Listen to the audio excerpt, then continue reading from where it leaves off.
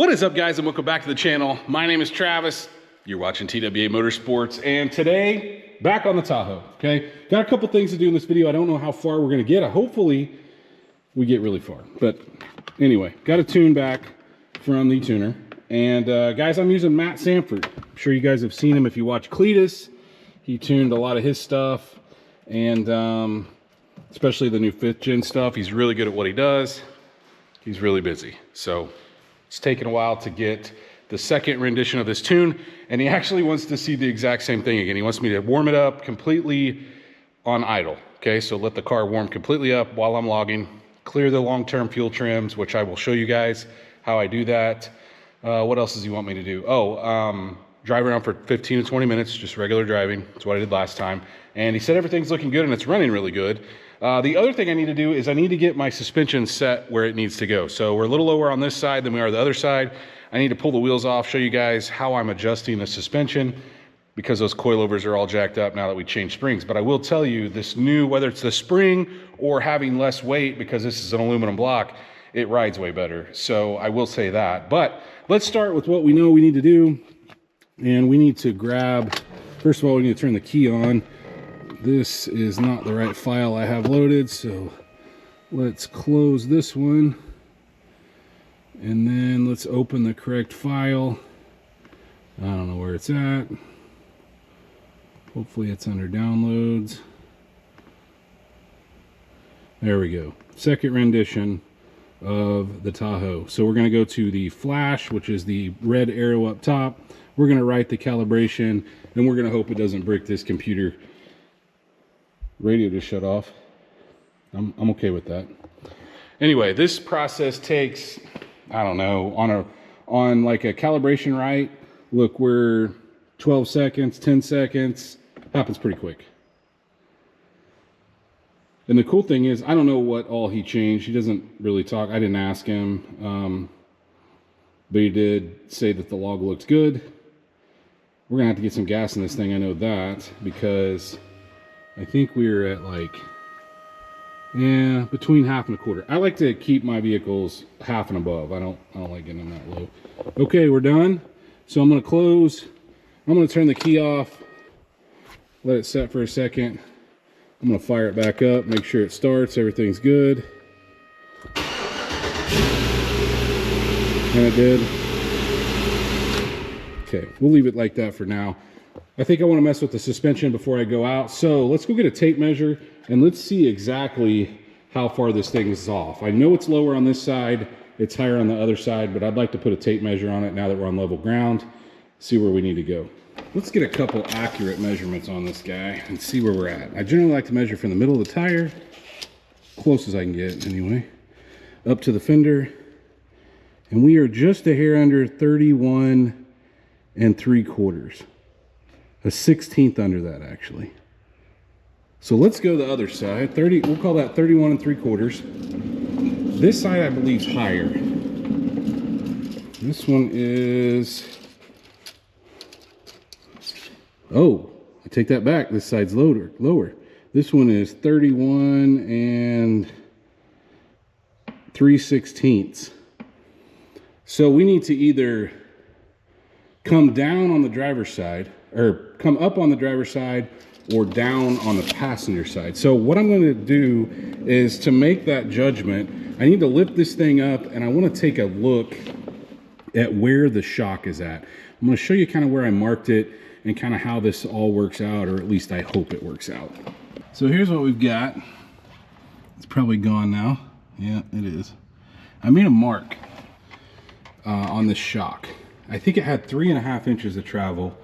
So I wanted to split that difference, meaning like completely out, right? Or decompressed.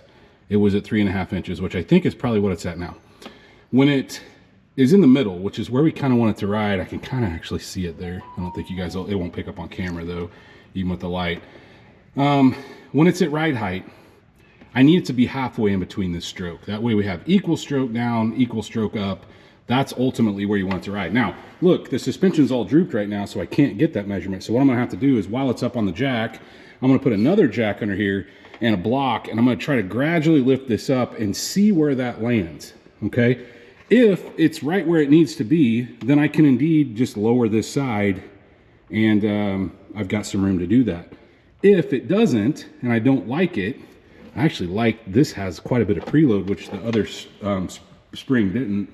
But if it doesn't, then I may need to push this side up to match the other side. We'll just have to see. Let me go get my tape measure. I'm gonna measure that, and I may remark it.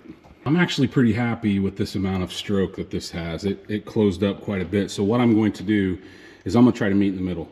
I'm gonna adjust this one up maybe 2 or 3 turns. I'm gonna go to the other side. I'm gonna adjust it down maybe 2 or 3 turns. Right, is that what I wanna do? Yeah, this side needs to go, no, sorry. I'm gonna adjust this one down a couple turns, the other one up a couple turns, and we'll see if we can meet in the middle. I think that's gonna work. These things always have what they call the Chevy lean. Cool thing about coilovers is you can kind of dial that in. Now, the downside is you gotta take it out, drive it, come back after it's settled a little bit, measure it, and then get it all aligned after we're all finished. So I'm gonna let this back down. We'll go get the wrenches, and we'll see if we can get this thing kind of dialed in and then get it realigned. This is always like an educated guess. You never know until you drive it. Brought this side up, brought that side down. Now if we measure it now, it's, well, I tell you what, it's not even worth measuring because it's gonna be completely off. It's not gonna set that way. So I'm gonna attempt to go get my laptop. We're gonna take it out for its 20-minute drive. Now remember, I have to clear the long-term fuel trims before starting it. I have to let it warm completely up in the spot that it's in, then go for a 20-minute drive. Hoping I have enough battery to pull this off, but maybe. Anyway, so we're gonna open the HP tuners, which is in the H's. Can't spell. We're gonna go to the scanner, okay? We're gonna plug this in.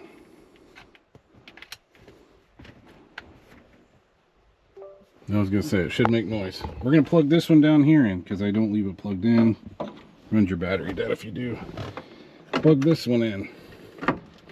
Good. Power. We're gonna turn the key to the run position. Nothing crazy here. We're gonna connect. Actually, before I do this, I'm gonna load the channels that he sent me. Okay, they're already loaded.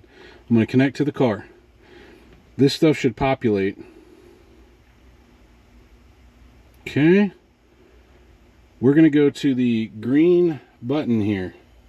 We're gonna go over to fuel, and it says long-term fuel trim reset. That's what I want to do. I'm going to start recording.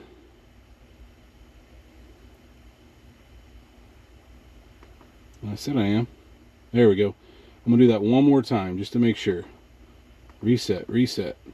And now we're going to start and let it warm completely up with this new tune in. Now, this is not going to be an exciting drive to go on because he just wants me to cruise around.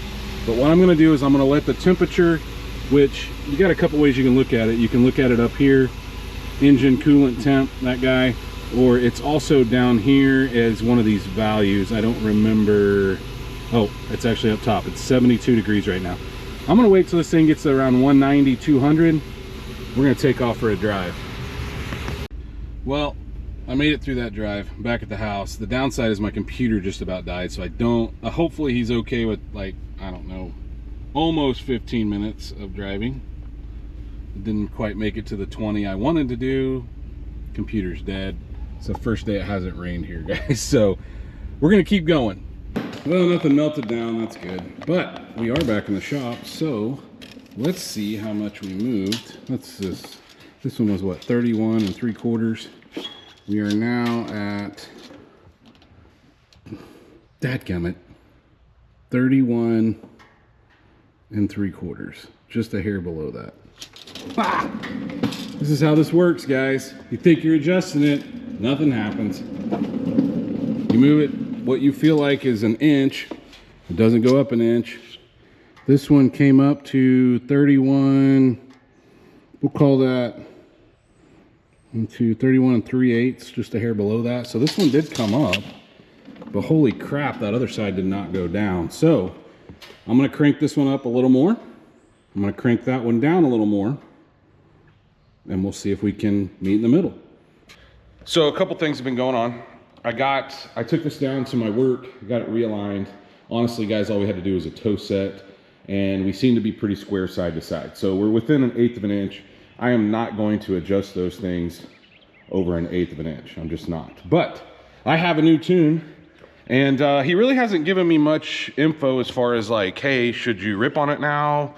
He hasn't told me not to, but he also hasn't told me to rip on it. So at this point, I'm just gonna load this up. We're gonna duplicate what we've been doing. So I'm gonna let it idle and warm completely up, and then we'll go from there. This thing's, you can see I got some dirt in it yesterday when I was taking it to my shop to align, but yeah, let's go ahead, plug this all up. You guys have seen me do this, so I will skip this part. The only issues that I've had as far as drivability is like 1 out of maybe every 10 to 20 times rolling up to a stop sign, it dies. And it's not every time, so it's really sporadic. I don't know what the deal is, but I'm gonna put this in, let it warm up. I may walk you guys around and let you listen to it chop while it's in here in the shop, and then we'll go out for a drive again. This thing is ridiculously quiet in the car, but listen.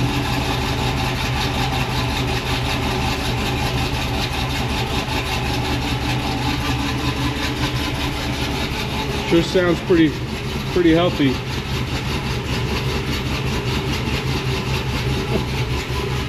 Probably the dumbest idea ever is to put a choppy cam in a Tahoe, but what do you do? Let's let it warm up, go for a drive. Just got back from the absolute best drive yet. It's hard to, I didn't film because it's hard to show on camera. Guys, this is the smoothest it's been. It's just, all the dying is gone. I drove it around for probably 30 minutes and no pulling up to like a stoplight or stop sign and it dying out like it was before. So obviously he fixed something there. Yeah, smooth. One weird area where it got some knock, but it was kind of an odd, I was in second and tried to kind of roll into the throttle. Yeah, I don't know. I'm gonna pull it in here. We're going to just double check oil, coolant, and transmission fluid while it's running. Not the oil while it's running, just the transmission fluid while it's running. Anyway, I'm super happy so far. It's been pretty good process with him. We'll see what happens once we get done with this. I'd really like to do the TA. You guys know I'm waiting kind of on that deal. And once you find somebody that you like, you know, it's kind of my go-to guy. I have all this stuff out here that I'd like to have tuned. Maybe even touch up Cohen's car, I don't know. Anyway, let's pop the hood and check some fluids here. Just checked the transmission fluid and looks good, smells good. Look, stock transmission. I know I'm on borrowed time. These transmissions didn't like to live on the 5.3, so, you know. Anyway, let's shut it off now, then we can check the coolant and the oil. Golly, it's running so good though. Running great. Coolant great, oil great, transmission fluid great. Let's send them a log. We'll go again.